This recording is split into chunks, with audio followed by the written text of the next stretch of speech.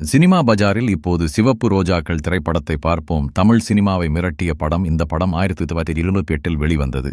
இயக்கம் பாரதி ராஜா மற்றும் நடிகர்கள் கமல்ஹாசன், ஸ்ரீதேவி, விஜயகுமார், நளினி. இசை இளையராஜா. பாரதி ராஜாவின் சைக்காலஜிக்கல் த்ரில்லர் சிவப்பு ரோஜாக்கள் என்பது தமிழ் திரைப்பட வரலாற்றில் ஒரு முக்கியமான திருப்புமுனை.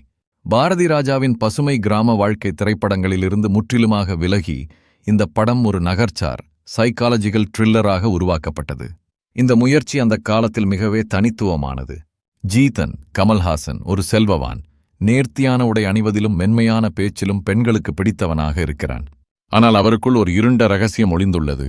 அவன் ஒரு மனவேறு நோயாளி, ஏமாற்றும் பெண்களை கொன்று அவர்களை புதைக்கும் ஒரு சீரற்ற மனநிலை கொண்டவன்.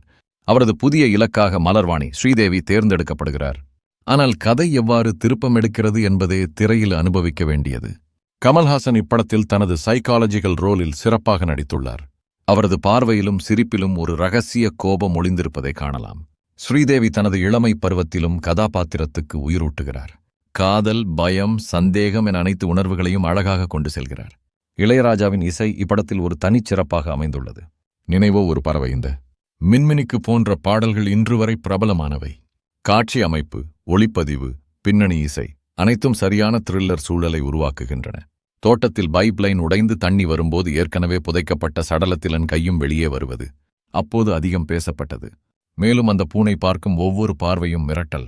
சிவப்பு ரோஜாக்கள் என்பது தமிழ் சினிமாவில் பைத்தியக்கார த்ரில்லர் வகையை அறிமுகப்படுத்திய முதல் முக்கிய படங்களில் ஒன்று. கமல்ஹாசனின் கனமான நடிப்பும் பாரதி ராஜாவின் கதைக்களத்தையும் இணைத்துச் சொல்லும் திறனும் இதனை ஓர் ஒத்திகை திரைப்படமாக மாற்றுகிறது. இப்படம் பல பின் நூற்றாண்டு திரைப்படங்களுக்கு தூண்டுகோல் ஆகியது.